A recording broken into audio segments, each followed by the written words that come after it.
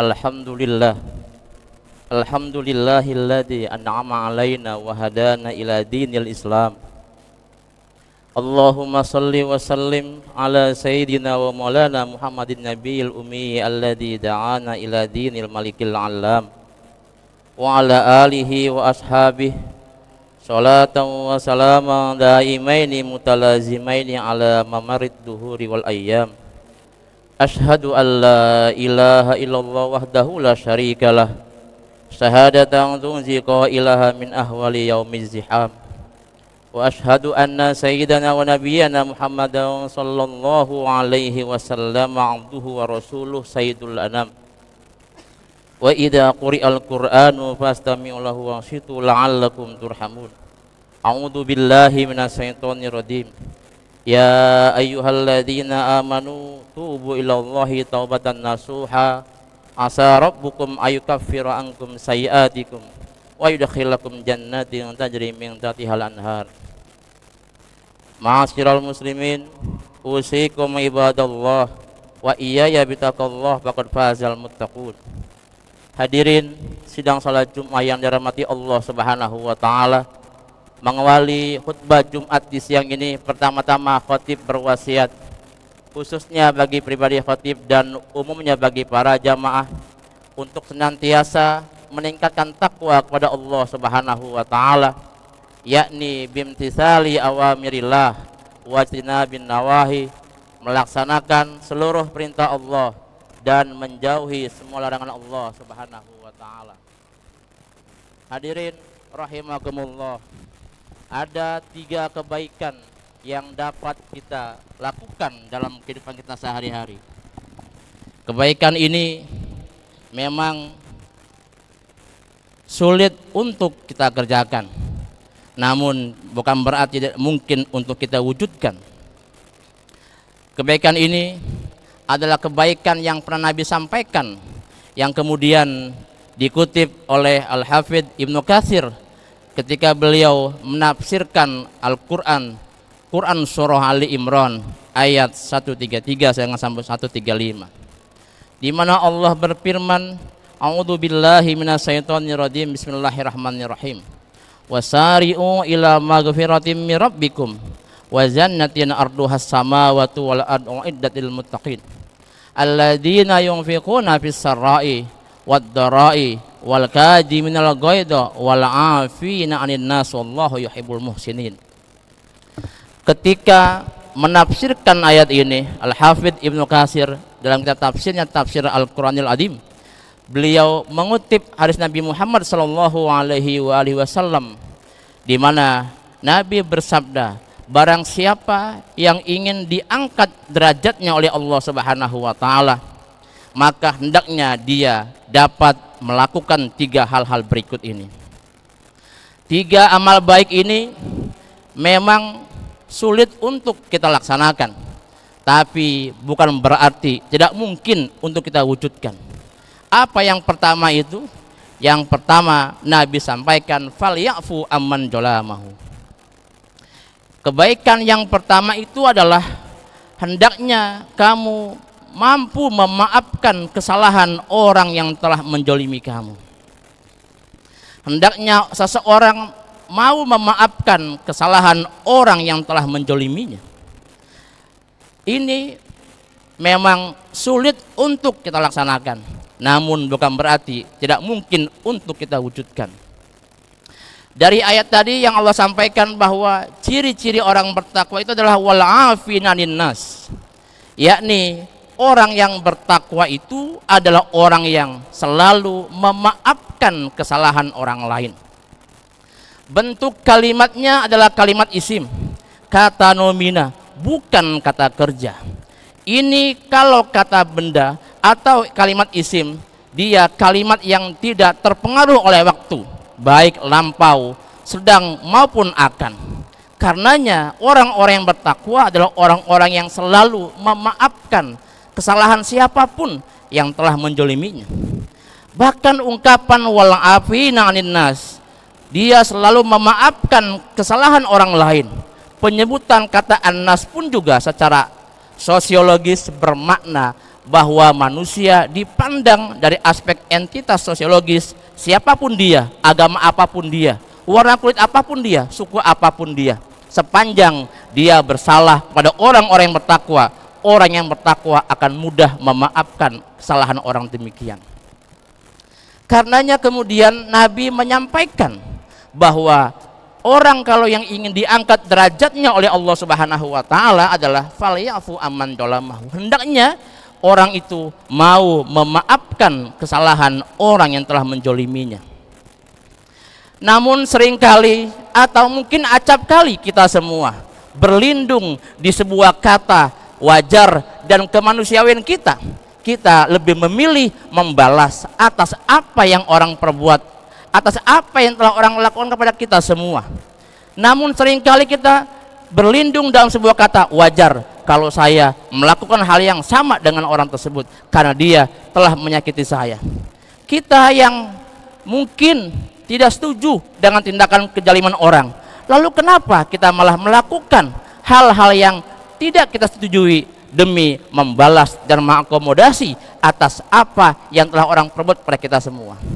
Karenanya kalau ingin diangkat derajatnya oleh Allah Subhanahu wa taala adalah kita harus mampu menjadi orang yang mudah memaafkan kesalahan orang lain kepada kita semua.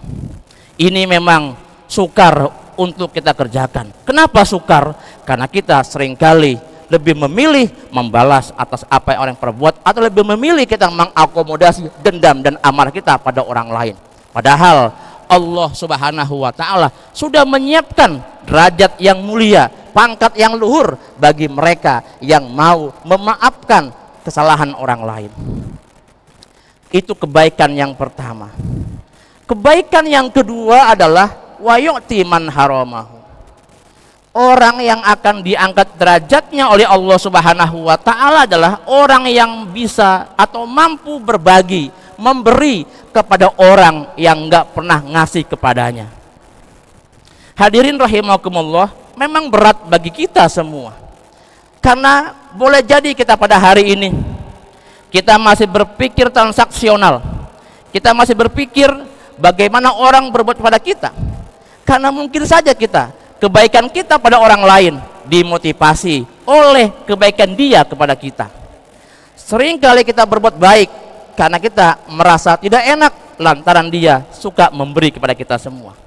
Seringkali mungkin kita melakukan kebaikan karena dia suka berbagi kepada kita. Tapi mereka yang diangkat derajatnya oleh Allah Subhanahu wa taala adalah orang yang meskipun dia nggak pernah ngasih kepadanya, orang yang akan diangkat derajatnya, dia akan memberikan kepada siapapun meskipun dia nggak pernah ngasih kepadanya. Sukar bagi kita, sulit bagi kita, namun bukan berarti mustahil untuk kita wujudkan. Kenapa demikian? Karena kita punya potensi kebaikan yang kita bisa lakukan. Kita harus memilih pangkat yang lebih mulia di hadapan Allah Subhanahu wa taala ketimbang harus dipandang baik oleh orang lain, padahal kita bukan orang baik di hadapan Allah Subhanahu wa taala. Seringkali kita berupaya sekuat tenaga meyakinkan kepada orang lain atas kebaikan kita pada orang lain, dengan kita memperdengarkan bahkan mempertontonkan kebaikan kita pada orang lain, padahal kita di hadapan Allah tidak punya nilai apa-apa. Maka kita harus menjadi orang yang meskipun dia nggak pernah berbagi kepada kita, kita harus mampu berbagi kepadanya. Apa yang kita cari? Ridho Allah Subhanahu wa taala. Itu kebaikan yang kedua. Kebaikan yang ketiga adalah wa yasil man qata'ahu. Dia hendaknya mampu menyambungkan tali silaturahim kepada orang yang sudah memutuskannya. Hadirin rahimakumullah, seringkali kita rela mengorbankan persaudaraan kita, sedarah dan saudara kandung, demi kita kemudian mempertahankan tanah yang sejengkal karena berebut warisan. Lalu kita lebih memilih lebih baik putus tali persaudaraan kalau kemudian hak saya gak akan saya terima. Atau mungkin kita karena persaingan dunia kerja, persaingan dunia usaha, kita rela memutuskan tali silaturahim pada orang lain. Tapi bagi orang-orang yang akan diangkat derajatnya oleh Allah Subhanahu wa taala, ketika ada orang yang sudah memutuskan tali tersebut, dia mau menyambungkannya. Karena kenapa? Karena yang dia cari adalah ridhonya Allah Subhanahu wa taala.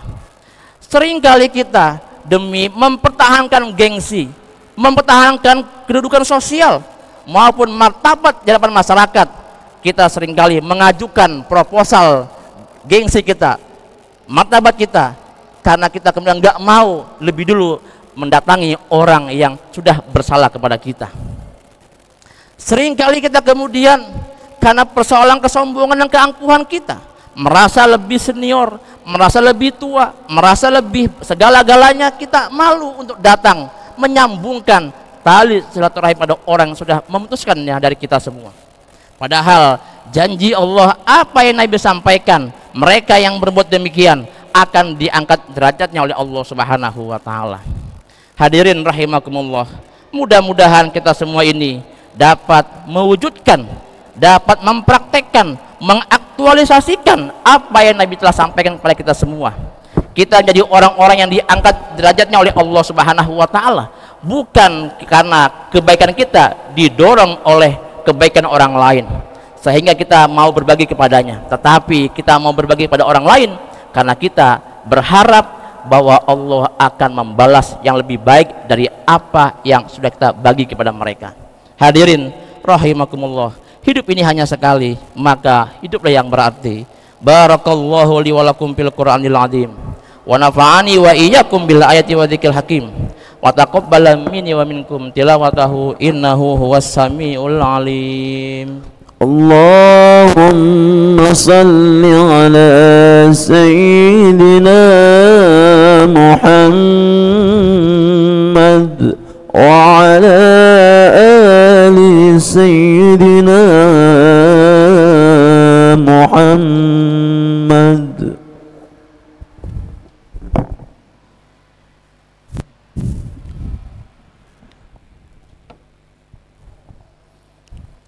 Alhamdulillah, alhamdulillahi hamdan yuwafi ni'amahu wa yukafi'u mazidah. Allahumma salli wa sallim ala sayyidina Muhammadin wa ala alihi wa ashabihi alladhina qamu bihifdhis syari'ah.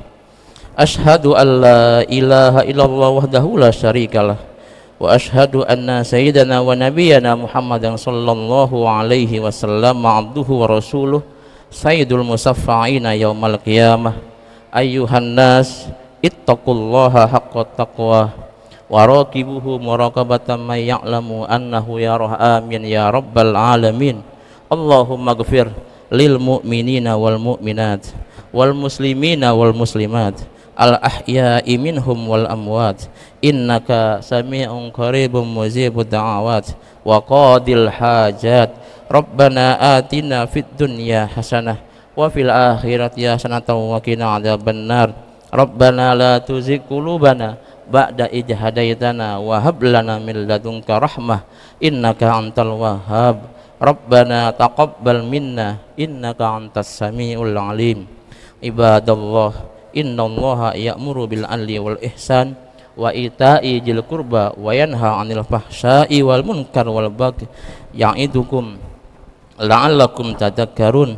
Fadhkuruhal azim yadhkurukum waskuruhu ala ni'amihi yazidkum was'aluhu min fadlihi yu'tikum wa la dzikrullahi akbar. Aqimus shalah.